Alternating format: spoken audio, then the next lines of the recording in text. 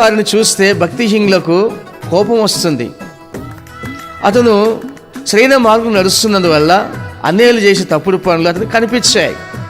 ఒకవేళ అతను కూడా తప్పులు చేసి ఉంటే తప్పు ఏంటో తెలిసేది కాదు. కొంతమంది జీవితాల్లో ఇప్పటికి కూడా తప్పేదో కూడా తెలియకుండా బతుకుతున్నారు.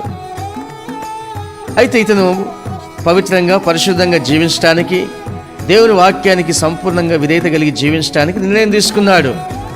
వాళ్ళ నాన్నగారికి ఉన్న భక్తి తనకు అబ్బింది. అందువల్ల నాన్నగారి మనస్సు అతని మనస్సు ఒకరికి అర్థమయ్యే విధంగా ఉంది. వారిద్దరి మనసులు కలిసినాయి, కానీ అన్నయ్యలతో ఇతని మనసు కలవలేకపోయింది. కారణం ఏంటంటే వారి స్వభావాలు వేరు, వారి పరిస్థితులు వేరు, వారి జీవితాలు వేరు. గరికైన స్వభావం కలిగిన వారు ఏదన్నా మంచి మాట చెప్తే అస్సలు వినరు, ఎదురు జవాబులు చెప్తారు, అవిధేయత చూపిస్తూ ఉంటారు, గట్టిగా మాట్లాడుతూ ఉంటారు.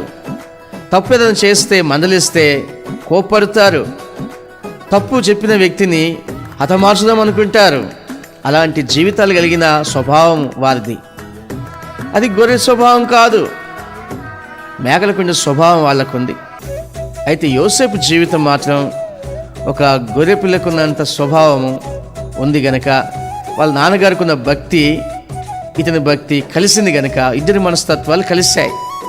ప్రార్థన చేసుకునే వారు ఇద్దరు ఒక దగ్గర ఉండగలరు, ప్రార్థన చేసుకునే గుంపులో ప్రార్థన చేయని వాడు ఉండలేడు. అది అసాధ్యమైన పని.